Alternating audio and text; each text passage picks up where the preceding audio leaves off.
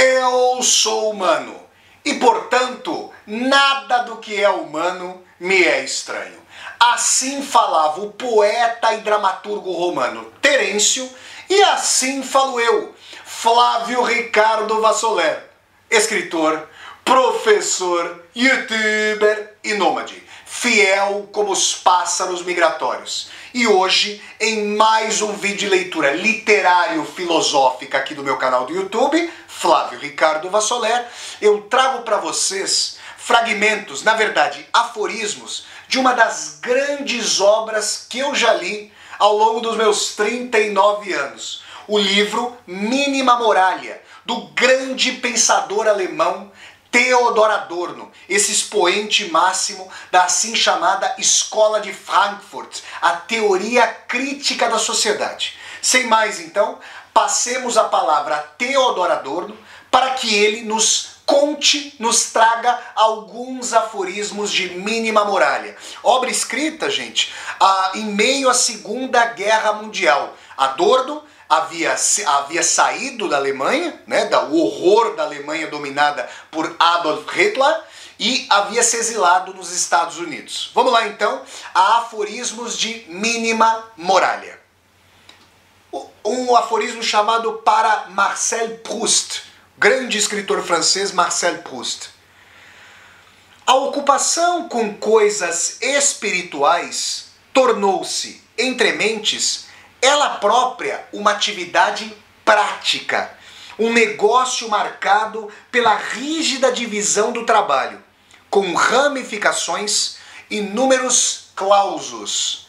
Quem é materialmente independente e escolhe a ocupação com coisas espirituais por vergonha à repugnância que é ganhar dinheiro, não se inclinará a reconhecer isso.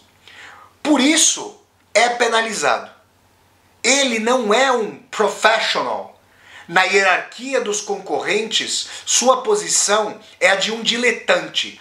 Pouco importa quão competente seja. E, se pretende fazer carreira, tem de sobrepujar, em obstinação e estreiteza mental, o mais turrão dos especialistas.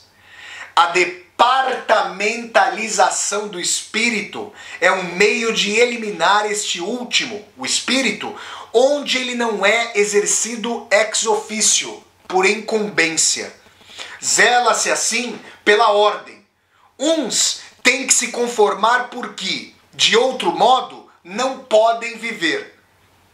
Outros, que poderiam viver de outro modo, são deixados de fora porque não querem se conformar. É como se a classe desertada pelos intelectuais independentes se vingasse na medida em que as suas exigências se impõem forçosamente lá onde o desertor busca refúgio. Segundo aforismo que eu vou ler para vocês, ele se chama Banquinho sobre a Relva. O relacionamento com os pais começa a ficar cheio de sombras. Por sua impotência econômica, os pais perderam o temor que infundiam. Outrora, rebelávamo-nos contra a sua insistência no princípio da realidade, contra a sensatez pronta a converter-se em ira dirigida a quem não se resignava. Hoje, porém, encontramo-nos diante de uma geração supostamente jovem que, em cada uma de suas reações, é insuportavelmente mais adulta que seus pais o foram, que já se resignou antes mesmo de ter entrado em conflito e daí extrair seu poder de maneira encarniçadamente autoritária e inabalável. Na sociedade dos antagonismos, a relação entre as gerações é também uma relação de concorrência, atrás da qual se localiza a violência pura e simples. Nos dias de hoje, porém, começa-se a regredir a um estado que não se caracteriza pelo complexo de Édipo, mas pelo parricídio. Faz parte dos crimes simbólicos dos nazistas liquidar anciãos. As racionalizações dos pais as detestáveis mentiras de antigamente, com as quais buscavam legitimar como universal seu interesse particular, anunciam ainda um pressentimento da verdade, um impulso para a conciliação do conflito que sua descendência renega alegremente. Com horror, somos forçados a reconhecer que já muitas vezes no passado, quando nos opunhamos a nossos pais porque defendiam o mundo, éramos porta-vozes do mundo, pior, em oposição ao ruim.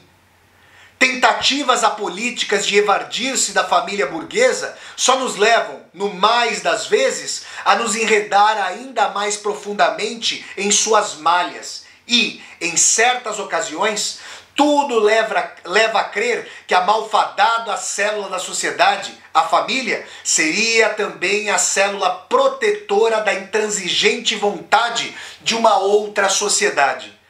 Com a família, desfez-se, enquanto o sistema subsiste, não somente a mais eficaz instituição burguesa, mas a resistência, que de certo reprimia o indivíduo, mas também o reforçava, se é que não o produzia pura e simplesmente. O fim da família paralisa as forças de oposição. A ordem coletivista nascente é um escárnio para com o sem classe. Com o burguês, liquida-se ao mesmo tempo a utopia que outrora se nutria do amor da mãe. Terceiro aforismo aqui, gente, se chama peixe n'água. A partir do momento em que o abrangente aparelho de distribuição da indústria, altamente concentrada, substitui a esfera da circulação, esta inicia uma espantosa pós-existência. Enquanto se desvanece a base econômica das atividades intermediárias, a vida privada de inúmeros indivíduos torna-se uma vida de agentes e mediadores. O domínio do privado como um todo é devorado por uma enigmática operosidade que apresenta todos os traços da atividade comercial, sem que nela haja propriamente algo para comerciar. Os amedrontados, do desempregado ao notável, que de um momento para o outro pode atrair para si a cólera daqueles cujo investimento ele representa, acreditam recomendar-se apenas pela empatia, diligência e disponibilidade, pelos ardis e pelas artimanhas dos executivos representados como onipresentes, por qualidades de comerciante, e logo não haverá mais nenhuma relação que não tenha em vista fazer relações, nenhum impulso que não esteja submetido a uma censura prévia, embora a pessoa não se desvie do que convém. Agora que a sociedade inteira se torna hierárquica, as relações escusas insinuam-se e estabelecem-se também por toda a parte onde ainda havia uma aparência de liberdade. A irracionalidade dos sistemas exprime-se na psicologia parasitária do indivíduo, quase tanto quanto em seu destino econômico. Antigamente, quando ainda havia algo como a famigerada separação burguesa entre o trabalho e a vida privada, da qual já se tem quase saudades, olhava-se com desconfiança e como um intruso, sem modos, quem perseguisse fins na esfera privada. Hoje, parece arrogante, estranho e deslocado quem se entrega a algo privado sem que nele se possa notar uma orientação para algum fim. É quase suspeito quem nada quer. Ninguém acredita que ele, sem se justificar com a exigência de uma contrapartida, possa ajudar alguém a abocanhar sua parte. Inúmeras pessoas fazem sua profissão de um estado que decorre da liquidação da profissão. São aquelas pessoas amáveis, estimadas, que são amigas de todos, os justos, que desculpam humanitariamente qualquer infâmia e repelem inflexivelmente toda emoção não convencional como sentimental. Elas são imprescindíveis por seu conhecimento de todos os canais e esgotos do poder. Adivinham seus juízos mais secretos e vivem de sua pronta comunicação. Encontram-se em todos os campos políticos, mesmo lá onde a recusa do sistema é tida como óbvia e deu origem a um conformismo sui generis, laço e matreiro.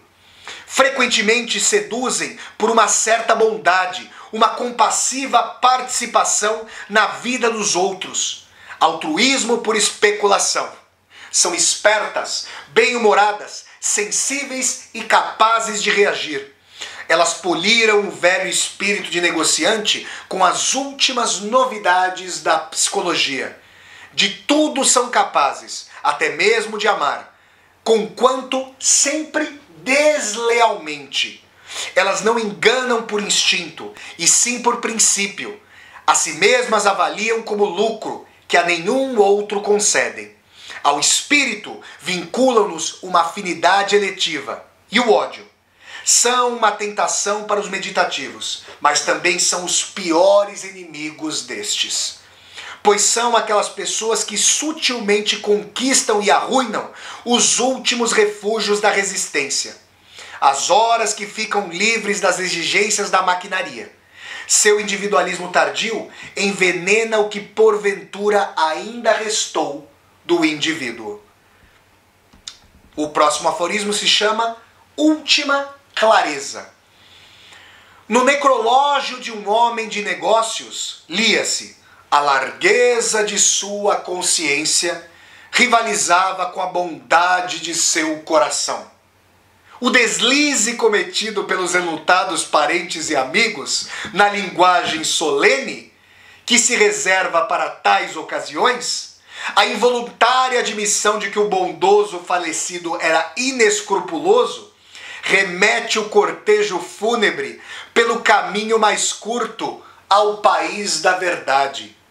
Quando se enaltece num homem de idade avançada o fato de ter se tornado uma pessoa especialmente serena, é de se supor que sua vida constitua uma série de feitos infames. Na representação abstrata da justiça universal, desaparece toda a responsabilidade concreta.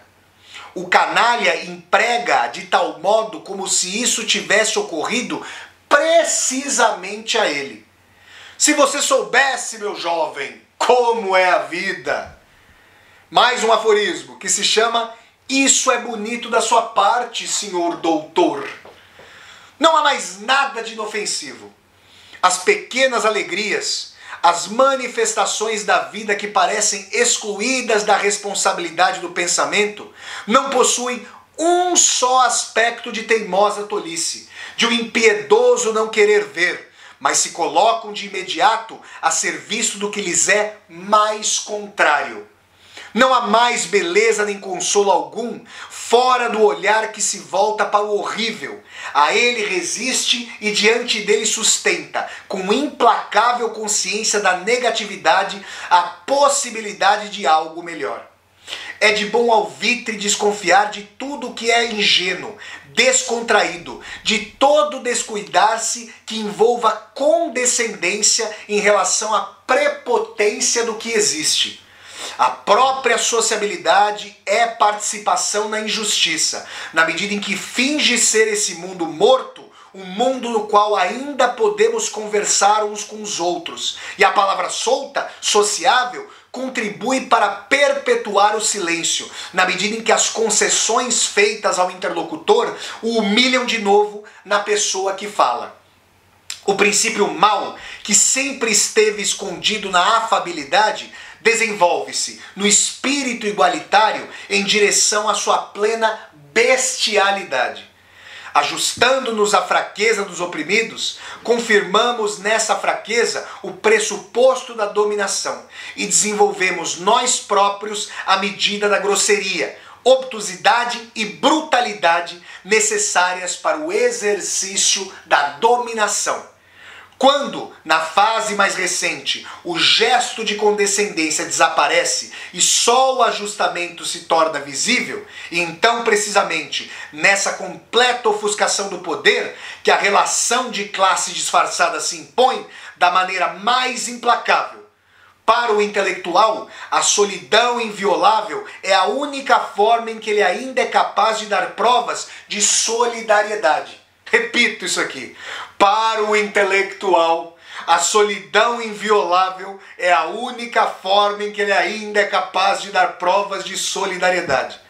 Toda colaboração, todo humanitarismo por trato e envolvimento é mera máscara para aceitação tácita do que é desumano. Mais um aforismo, o sexto da leitura aqui, chamado antítese. Quem não é conivente corre o risco de tornar-se por melhor que os outros e de se aproveitar de sua crítica da sociedade como uma ideologia para seu interesse privado. Quando se põe a tatear, no sentido de fazer de sua própria existência uma frágil imagem de uma existência correta, deveria ter presente essa fragilidade e saber quão pouco a imagem substitui a vida correta. O distanciado permanece tão envolvido quanto o empreendedor. Ele não supera esse último, a não ser pela compreensão de seu envolvimento e pela sorte que consiste nessa minúscula liberdade que é inerente ao conhecimento enquanto tal. Seu próprio distanciamento da empresa é um luxo que só a empresa produz. Eis porque, precisamente, cada impulso de retraimento conserva traços da frieza burguesa. A frieza que ele precisa desenvolver não se distingue da frieza burguesa. Mesmo onde é contestador, o princípio monadológico esconde o universal dominante. Horroriza-nos o embrutecimento da vida, mas a ausência de todo e qualquer costume objetivamente obrigatório força-nos por toda parte a modos de comportamento, falas e avaliações que são bárbaros de acordo com o critério do que é humano e desprovidos de todo tato, até mesmo segundo o duvidoso critério da boa sociedade.